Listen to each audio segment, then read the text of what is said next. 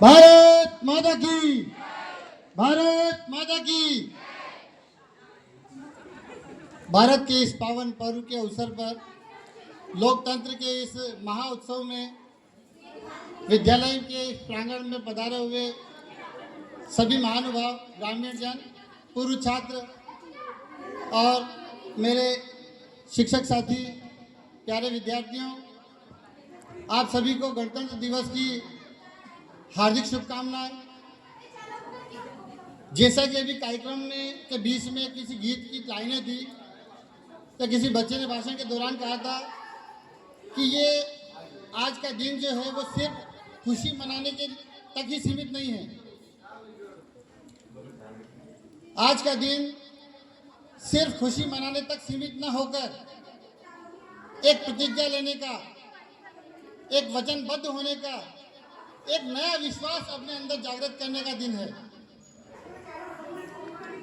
विद्यालय परिवार में हमारे सभी विद्यार्थी जो कक्षा 9th में या 10वीं में पढ़ते हैं, उन सभी को भी ये प्रण लेना पड़ेगा कि उनका जो कार्य है, जो नीति ने उन्हें इस उम्र में कार्य दिया है, उस कार्य को वो कितनी बखूबी निभाते हैं।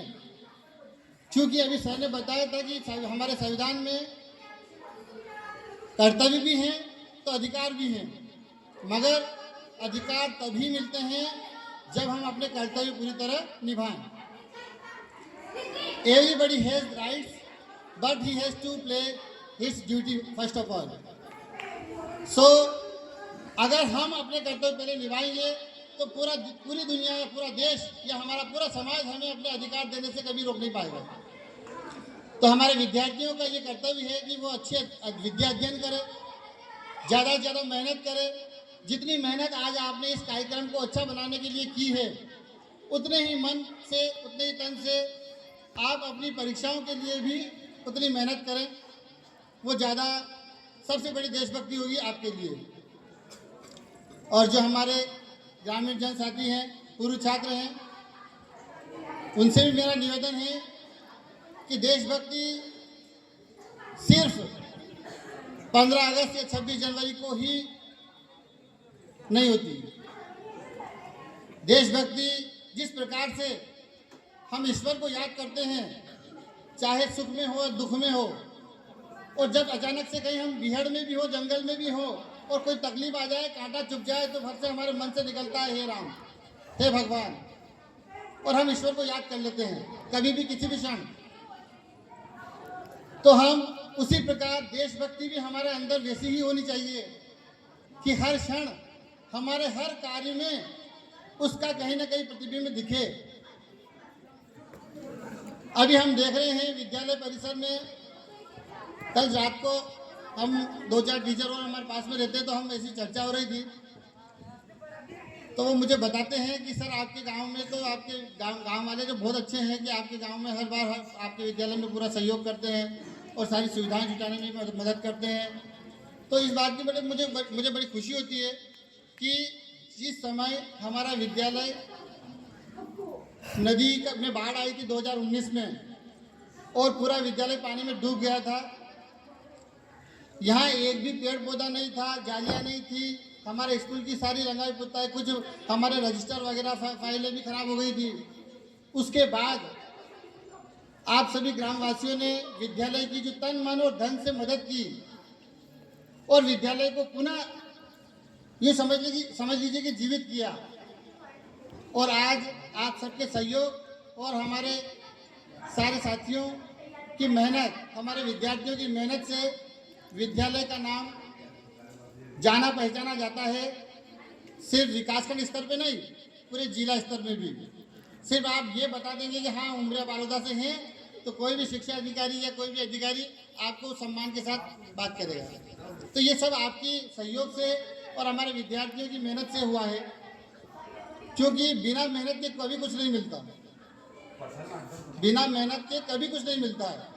और ये बात हमारे विद्यार्थियों को तो निश्चित रूप से अपने अंदर बैठा लेनी चाहिए कि अगर हम मेहनत करेंगे तो ही हमें वो लाभ मिलना है।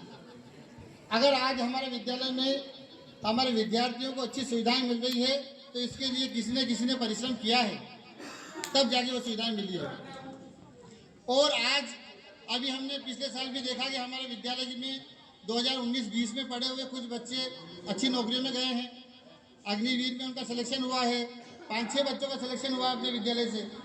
कुछ 1-2 बालिकाएं भी दूसरी जोश में लगी है। आप सच मानिए, पुराने विद्यार्थी भी हमारे यहाँ बैठे हैं। मैं इस बात के लिए बिल्कुल आपको आश्वस्त करना चाहता हूँ कि किसी भी शिक्षक की पूरी मेहनत का फल कोई सरकार नहीं दे सकती। ये अलग बात है कि रोजी रोटी के लिए तनख्वाह सबको मिलती है, मगर पूरी मेहनत के लिए, शिक्षक की मेहनत के लिए कोई तनख्वाह उसकी बराबरी नहीं कर सकती। उसकी बराबरी एक ही चीज़ कर सकती है कि उसके विद्यार्थी अच्छे पदों पे जाए, अच्छा नाम कमाए, तो उसे ये समझ लीजिए पूरी तनख्वाह मिल गई। तो उन विद्यार्थियों के लिए एक बार जरूर ताली बजाएं जिन्होंने अपनी मेहनत से गांव का नाम रोशन किया,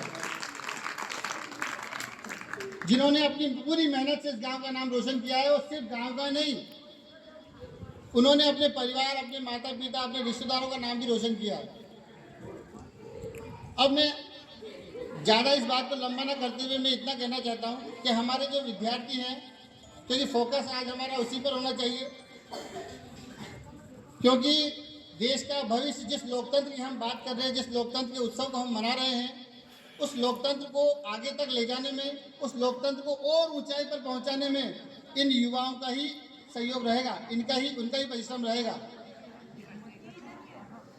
तो इस लोकतंत्र को ऊंचाई पर पहुंचाने में हमारे विद्यार्थी कैसे मदद कर सकते हैं, कैसे सहयोग कर सकते हैं, उस पर प्रकाश डालने की इच्छा है कि विद्यार्थी आज के युग में हम इंटरनेट, मोबाइल और एआई से जुड़ चुके हैं।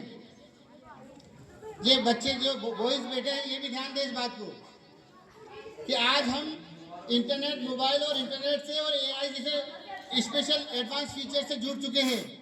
आज दुनिया हमारी जेब में है, मोबाइल के रूप में, इंटरनेट के रूप में। फिर हम क्यों पीछे हैं? फिर हम पीछे क्यों हैं? क्यों शहर का बच्चा हर बार आगे निकल जाता है और हमारा बच्चा पीछे रह जाता है? जब स्कूल में हमारे सारे टीचर्स हैं, आपके घर में मोबाइल है, इंटरनेट है, सब कुछ है, मगर हम क्यों पीछे रह जाते हैं? फिर क्योंकि हम उन चीज़ों का सदुपयोग नहीं करते। हम इंटरनेट का, एआई का, मोबाइल का सदुपयोग नहीं कर रहे हैं। हम घंटों घंटों तक मोबाइल में रील चलाते रहते हैं और अपने जीवन के हजारों घंटे हम रील चलाने में बिता चुके होंगे अभी तक।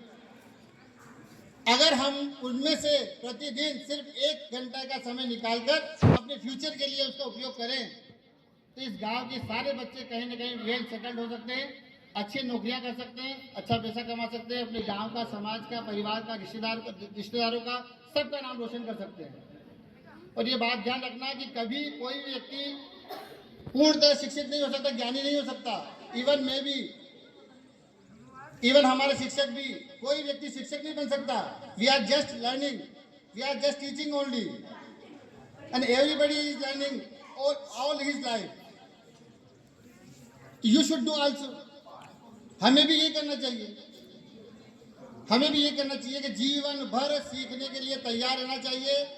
और आपको बता दूं, मैं वैसे बताने की जरूरत नहीं होनी चाहिए, मगर मैं अभी भी कई बार इंग्लिश सीखने की कोशिश करता हूँ, थोड़ी और इंग्लिश सीखने की कोशिश करता हूँ। मैं खुद एक दूसरी भाषा और सीख रहा हूँ। तो कहने का मतलब ये है कि कभी कोई भी चीज़ आपकी बेकार नहीं होगी। 2009 में जब मैं टीचर नहीं बना था, तब मैंने थोड़े दिन, 6 महीने, 4 महीने के लिए जापानी भाषा सीखी थी। अब इंटरनेट आ गया, मेरे पास अच्छा मोबाइल भी है, तो मैंने कहा इसका उपयोग करते हैं मैं रोज़ 1 घंटा जापानी भाषा सीखता हूँ। मुझे क्या जरूरत है? मगर हो सकता है कहीं काम आ जाए, अपने देश के काम आ जाए। फालतू बैठे तो रील ही देखें, यही होगा। तो आप प्लीज इस गणतंत्र पर इस बात की कसम ले, इस बात का प्रण ले कि हम अपने समय का पूरा सदुपयोग करेंगे। और जो भी आप कर रहे हैं उसके बारे में जरूर सोचें, जो भी काम आप कर रहे हैं, कि क्या मैं इसे पूरी मन से कर रहा हूँ, पूरे तन मन से कर रहा हूँ, और जो मैं कर रहा हूँ क्या वो मेरे लिए लाभदायक है? अगर है तो ही करें। अगर आपके मन से आवाज आती है कि वो लाभदायक नहीं है, तो फिर उसे करने का कोई मतलब नहीं है। हम शिक्षक, विद्यार्थी, विद्यालय परिवार हमेशा सभी विद्यार्थियों के लिए उज्जवल भविष्य की कामना करता है और हमेशा इस बात के लिए सतत प्रयासरत रहेगा और रहता है कि हमारे विद्यार्थी हमेशा जीवन भर जीवन में आगे बढ़ते रहें, नई ऊंचाइयों को छूते रहें। सभी ग्रामवासी जो भी यहाँ पर कार्यक्रम में पधारे हैं या किसी कारणवश नहीं पधार पाए हैं, नहीं आ पाए हैं, या मेरी आवाज़ उन तक पहुँच रही है या अभी नहीं सुन पा रहे हैं, उन सभी को मैं विद्यालय परिवार की ओर से धन्यवाद देता हूँ कि आपके सहयोग और विशेष आर्थिक सहयोग के द्वारा आज हमारा विद्यालय पूरी तरह लगभग पूर्ण सुविधा युक्त हो चुका है। अब हमें आपके सहयोग की उतनी ज़रूरत है, आपके आशीर्वाद की हमारे विद्यार्थियों को ज़रूरत है। आप अपने आशीर्वाद से हर 26 जनवरी 15 अगस्त पर आते रहें और हमारे विद्यार्थियों को आशीर्वाद देते रहें ताकि ये अपने जीवन को और अच्छा बना सके।